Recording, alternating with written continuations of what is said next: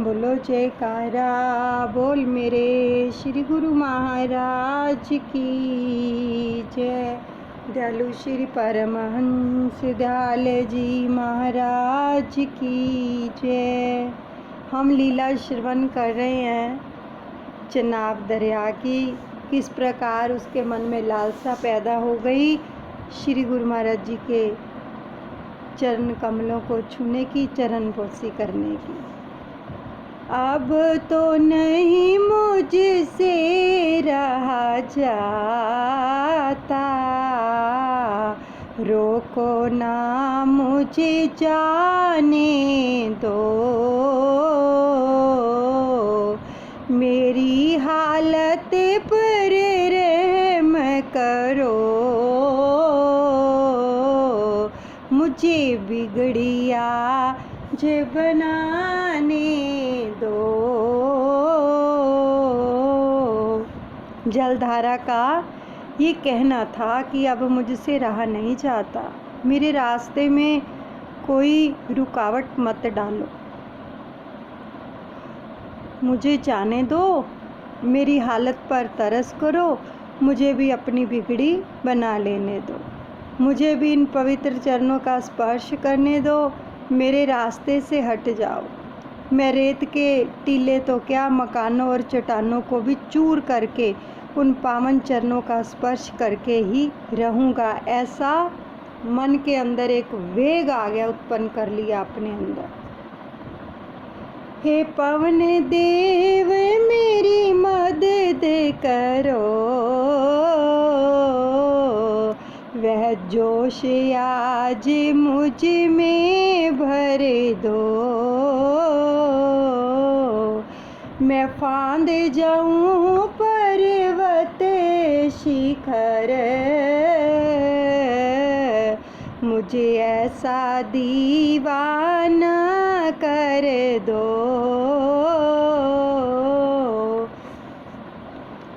चनाब का जल बड़े वेग से गगनचुंबी उछाले लेता हुआ मानो पवन देवता से निवेदन कर रहा था कि तुम मेरी मदद करने के लिए और अधिक वेग से चलकर मुझ में वह जोश भर दो कि मैं उन छोटे पर्वत शिखर वृक्षों को फांदता हुआ आगे बढ़ता ही जाऊं। आज मुझे दीवाना करके मुझ में ऐसी शक्ति भर दो कि मैं अपने इस शुभ कार्य में सफल हो सकूं। जो पास मेरे चले आते रहे, उन श्री चरणन में जाऊं मैं, करके स्पर्श उन चरणों का, जीवन को सफल बनाऊं मैं। जो पावन चरण कई बार मेरे पास चलकर आते रहे, क्योंकि श्री गुरु महाराज जी जब वहाँ जाते थे घोड़े पर सवार होकर, तो रेत पर ही जो थे पग यात्रा करते थे, जल के अंदर अपने चरण नहीं छुआए उन्होंने। तो आज मैं भी उन श्री चरणों में पहुंचकर उनका एक बार स्पर्श करके अपने जीवन को सफल बनाने में समर्थ हो सकूं। उन पूर्ण सतगुरु स्वामी के चरणों में शीश झुकाऊं मैं, बस एक यही अभिलाषा है, सतगुरु चरणोदक पाऊं मैं। उस चनाब की धारा का यही कहना था कि मुझे उस पूर्ण सतगुरुदेव जी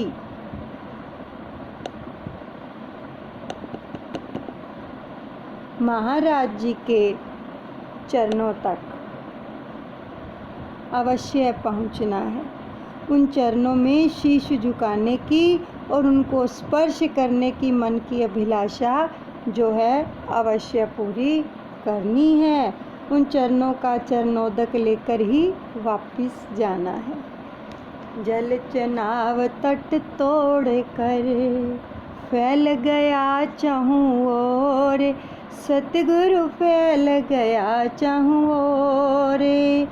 4 मास लागी झड़ी घटा छाई घन घोर, बोल मेरे गुरु महाराज की जय, मेरे दादा गुरुदेव की जय।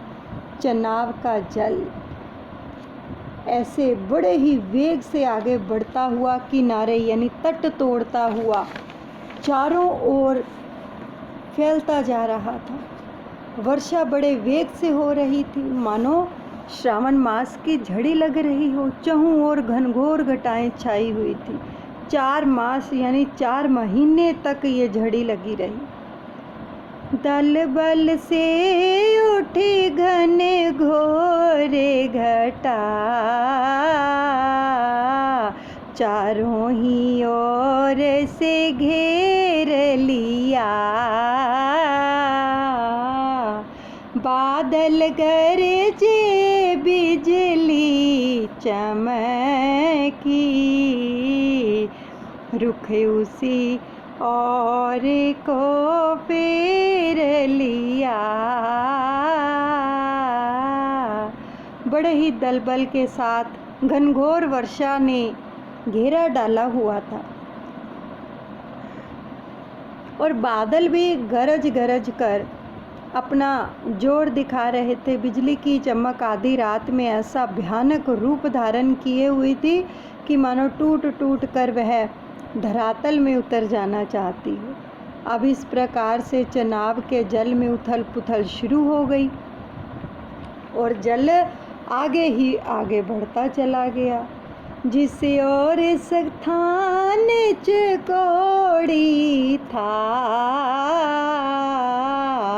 विश्राम कक्ष था सतगुरु का। थे लोक और परलोक उधर, संतों का था एक संतपुरा। अब चनाव की यह धारा एक भीषण रूप धारण करके श्री गुरुदेव के चरणों को छूने की इच्छा से उसी की ओर बढ़ती चली जा रही थी। तो जिस ओर गुरुदेव भगवान का विश्राम कक्ष स्थान, चकोड़ी लोक और परलोक की कुटिया और संतपुरा इत्यादि थे, उस तरफ ही बढ़ती चली जा रही थी वो जलधारा। वह चरण धूल पाने के लिए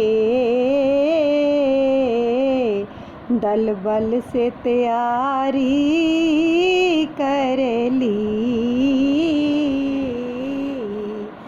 बस फिर क्या एक तूफान उठा,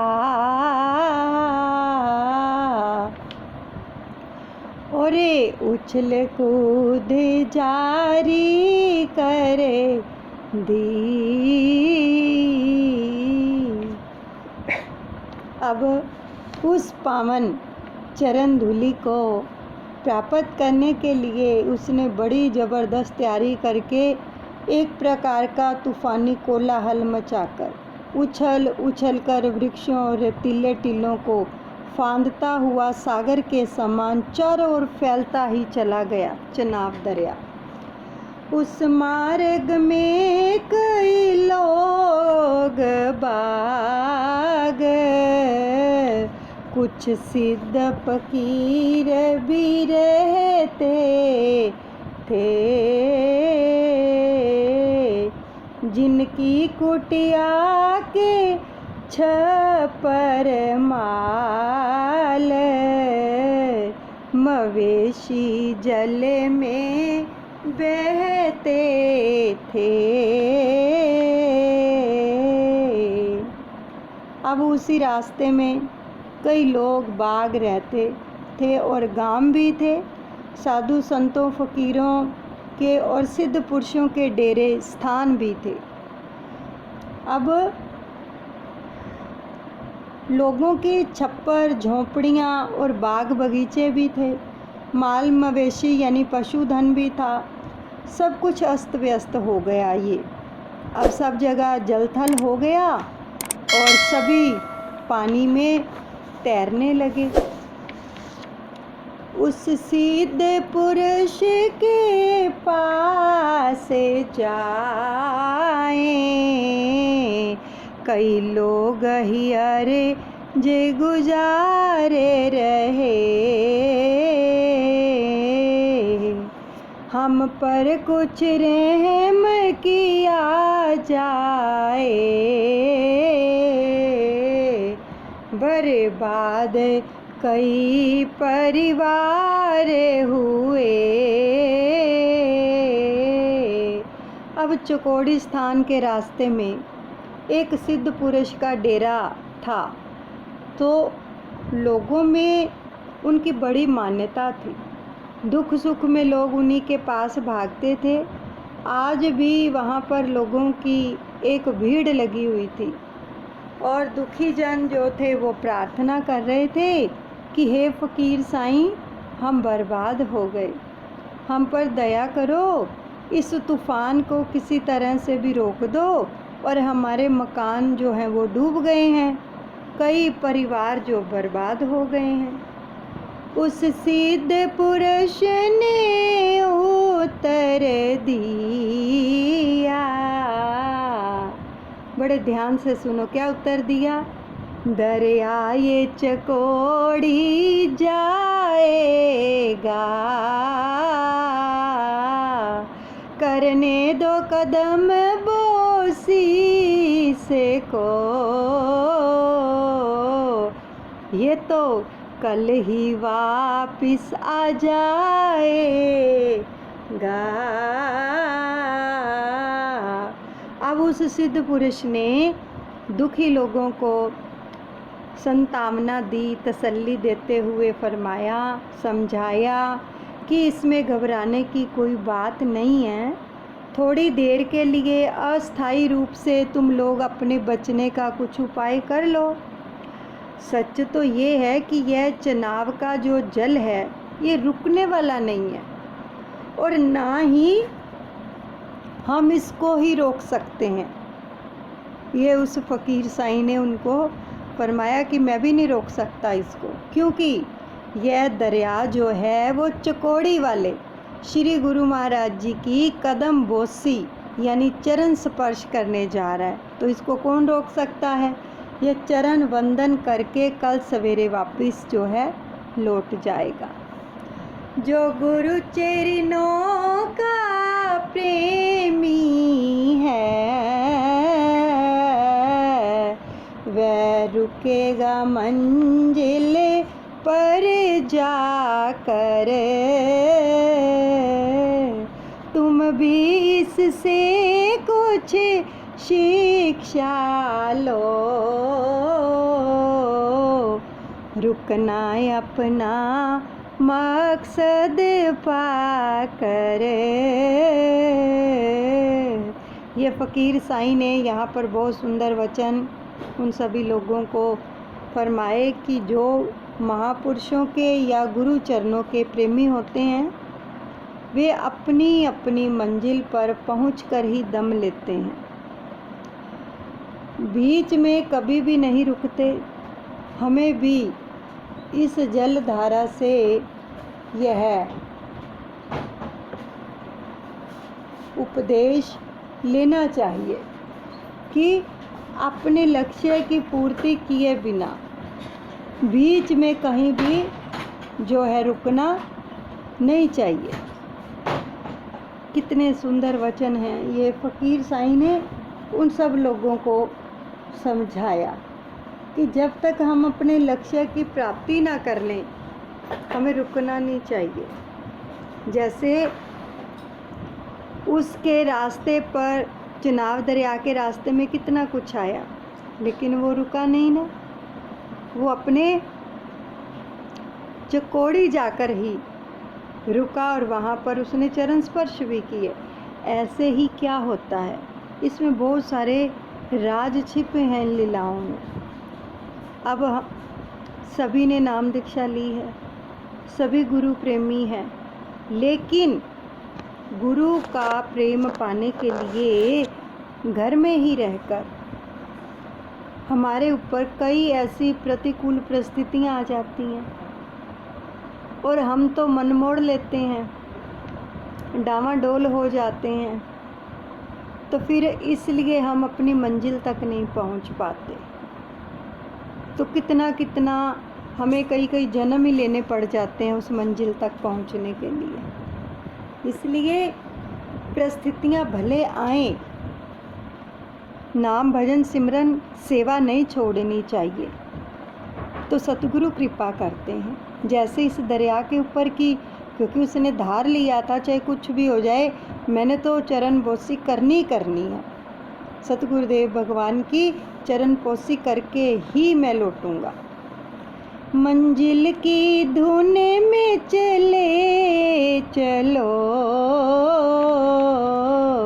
उस प्रीतम का घर दूर नहीं, इन प्यार की राहों में रुकना,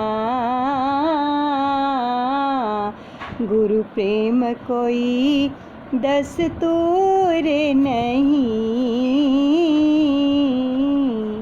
अब संसारी जीव को यह उपदेश लेना चाहिए कि हम भी अपनी मंजिल की धुन में इसी तरह दृढ़ता पूर्वक आगे बढ़ें तो प्रीतम का घर दूर नहीं है, अपने सतगुरु का घर दूर नहीं है।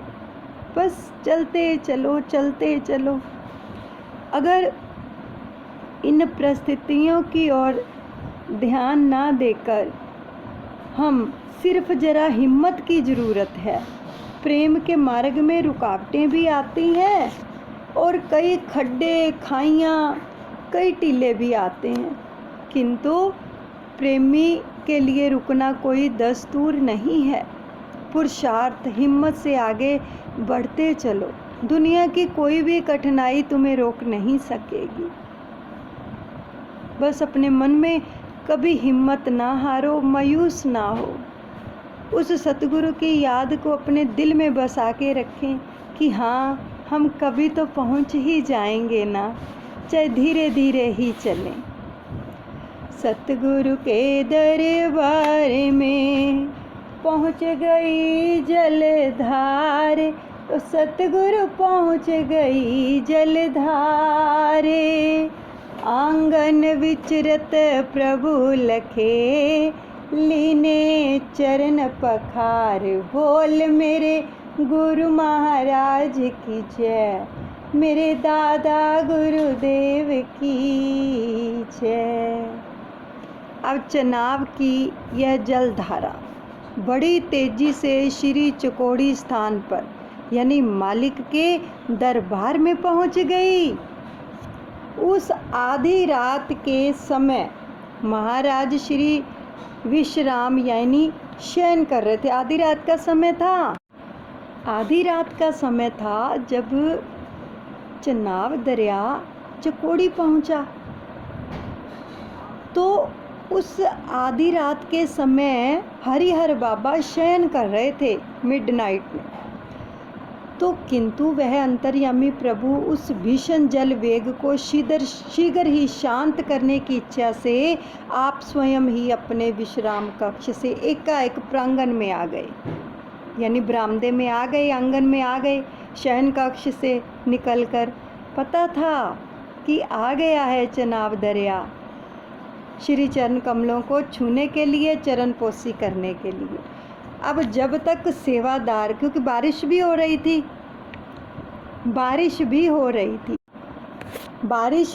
थी और बिजली भी चमक रही थी।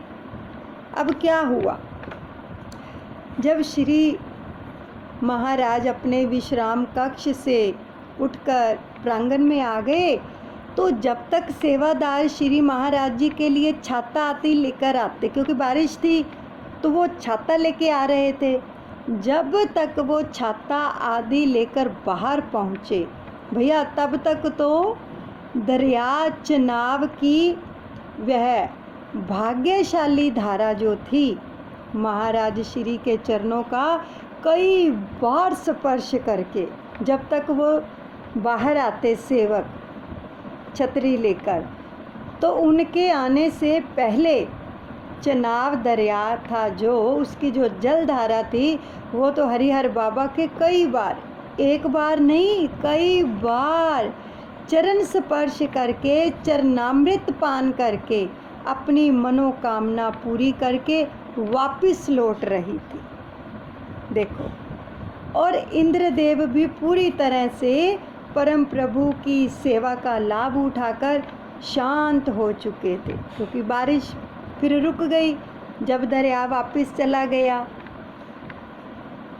जलधारा ने श्री चरण छुए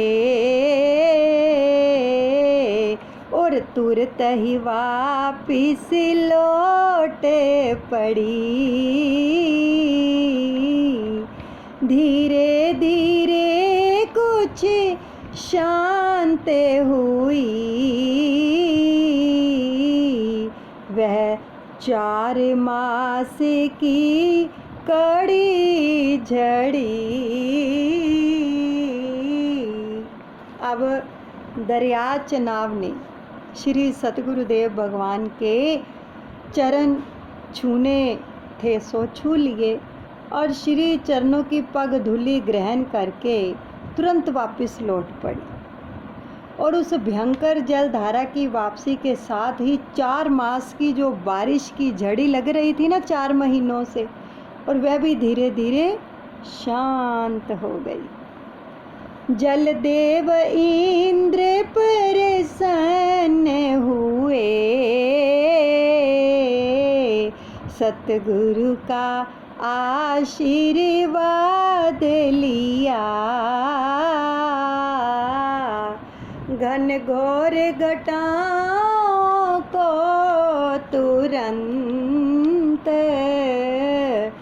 वापिस जाने का हुक्म दिया।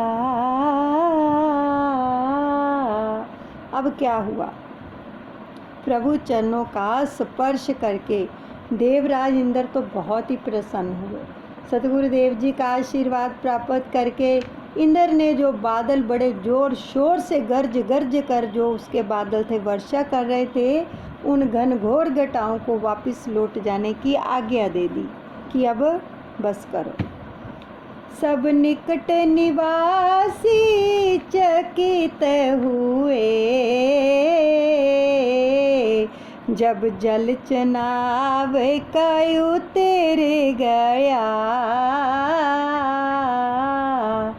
श्री गुरुदेव के दर्शन से सिद्धों का जीवन सुधर गया। अब आसपास के तटवर्ती निकट निवासी लोग इस अनोखी बात पर बड़े चकित हुए कि सबने देखा कि सचमुच ही यह चनाब का जल चकोड़ी स्थान से होकर शांत हो गया। अब चकोड़ी से आगे गया ही नहीं ये जल, तो चकोड़ी वाले संत की अपार शक्ति का लोगों को आज पता चल गया। तो हमें कितने कितने साल हो गए हैं नामदान लिए हुए, हमें तो लगता अभी तक भी नहीं पता चला कि सतगुरु किस हस्ती के मालिक हैं, है ना। छोटी छोटी परिस्थितियाँ आती हैं, हम डोल जाते हैं, कभी इधर भागते हैं कभी उधर भागते हैं, ऐसा ही होता है ना। या कहीं और चले जाएं, हमारी मनोकामना पूर्ण हो जाए। हमें तो आज तक दृढ़ विश्वास ही नहीं हुआ। श्रद्धा है थोड़ी बहुती, लेकिन दृढ़ विश्वास नहीं है। जिनका दृढ़ विश्वास चनाब दरिया जैसा होता है ना, उनके ऊपर ऐसी कृपा होती है, वो डोलते नहीं है परिस्थितियों के आने से। तो इसलिए अपने अपने भाग्य मनाओ क्योंकि पूर्ण सतगुरु मिले हैं इस कलयुग के अंदर, परमहंस मिले हैं। स्वामी अद्वैतानंद महाराज जी मिले हैं, कितनी ऊंची हस्ती के मालिक हैं। ये लीलाएं आंखों देखी हैं, जिसका हाल हम श्रवण कर रहे हैं, रसपान कर रहे हैं। ये आंखों देखी लीलाएं हैं सारी, जो भी हम श्रवण कर रहे हैं। तो इस घटना से समीपवर्ती साधु, महात्मा, सिद्ध पुरुष, संत, सन्यासी आदि सभी बड़े प्रभावित हुए और उन्होंने भी श्री महाराज जी के दर्शन करके अपना मानव जीवन जो था वो सार्थक किया। सावन का शुभ महीना था, दर्शन श्री सतगुरु स्वामी के, मनमोहक समय सुहाना था, चर्चे थे नाम और नामी के। अब क्या ही सुंदर दृश्य था। श्रावण मास का महीना और श्री सतगुरुदेव भगवान जी महाराज जी के दर्शन, मानो सोने पर सुहागे का काम हो रहा था। ऐसा मन को मोहित करने वाला सुहावना समय बड़े भाग्यों से कभी कभी ही आता है। महाराज श्री का नाम सुप्रसिद्ध हो गया और चारों तरफ सतगुरु देव की लीलाओं के चर्चे हर जुबान पर थे। सत्संगी सजने अभियासी, सब सेवा भजन कमाते थे। एक गुप्त भेद से घट भीतर, अनहद नाद सुनाते थे। दूर दूर से आए हुए सत्संगी अभ्यासी सज्जन सभी सेवा और भजन अभ्यास का जो था लाभ उठा रहे थे, तथा इस घट के भीतर जो एक गुप्त स्थान है, वो कौन सा है? ब्रह्मांड में जो अनहद की ध्वनि होती है ना, जिसको योगी जन बड़ी कठिनाई से प्राप्त कर पाते हैं। अब महाराज श्री जन संधारण को भी अपनी शरण में लेकर उस अंतर्नाद को सुनने की सरल युक्ति प्रदान कर रहे थे। हरिहर बाबा सतगुरु स्वामी की सुन वाणी, सब प्रेम मगन हो जाते थे। कई लोग भूल कर मोह माया, जीवन को सफल बनाते थे। अब श्री सतगुरु जी की वाणी को सुन सुनकर लोग बड़े ही प्रेम मगन हुए जा रहे थे। संसारी जीव मोह माया को भूलकर अपने मानव जीवन को सफल कर रहे थे। माया के बंधन तोड़ छोड़े, जग की सब रिश्तेदारी को, मन गुरु चरणों से जोड़ लिया। अरे पाया मदन मुरारी को। माया के बंधनों को तोड़ ताड़ कर एवं जगत की रिश्तेदारी को छोड़ छाड़ कर बहुत से लोगों ने अपने मन को भी श्री गुरु चरणों से जोड़कर उस दुर्लभ मोहन मदन मुरारी को आसानी से जो था प्राप्त कर लिया। वर्णन उसका क्या करे कोई, क्या मौसम समय सुहाना था, हमको वह पर में आनंद मिला, जिसका गुरु प्रेम दीवाना है। अब उस सुंदर सुहावने समय की महिमा कोई वक्ता वर्णन कर सकता है क्या? हमें तो उस समय सचमुच उस परम आनंद की प्राप्ति हुई, जिस परम आनंद के लिए योगी योग करते हैं, तपी तप करते हैं, और जिसके लिए दुनिया प्रेम दीवानी हुई फिरती है, क्योंकि इतना नज़दीकी से सानिध्य मिल रहा था गुरुदेव का। इस प्रकार सतगुरु चरण किए चुनाव स्पर्श, सतगुरु किए चुनाव स्पर्श, गुरु भगतन मन उपजयो, अधिक अधिक सुख हर्ष। बोल मेरे गुरु महाराज की जय, मेरे दादा गुरुदेव की जय। अब इस प्रकार दरिया चनाब नदी ने श्री सतगुरुदेव भगवान के चरणों का स्पर्श किया। इस घटना को देखकर सुनकर गुरु भक्तों के मन में अधिक से अधिक सुख और हर्ष जो था वो पैदा हुआ, क्योंकि आँखों देखी लीला।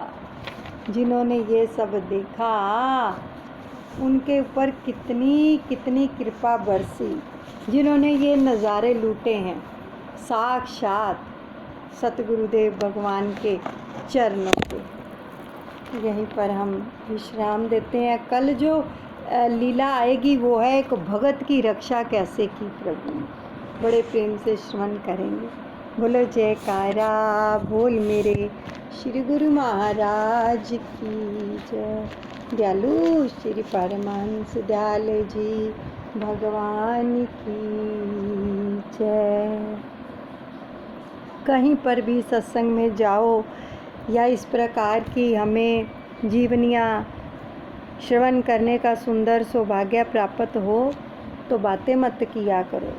जब हमें ये सुंदर सुअवसर प्राप्त होता है, इनको साक्षात समझा करो और श्वासों से नाम जपा करो, फिर हमारा सारा समय उस लीला के अंदर ही जाता है पूरे का पूरा।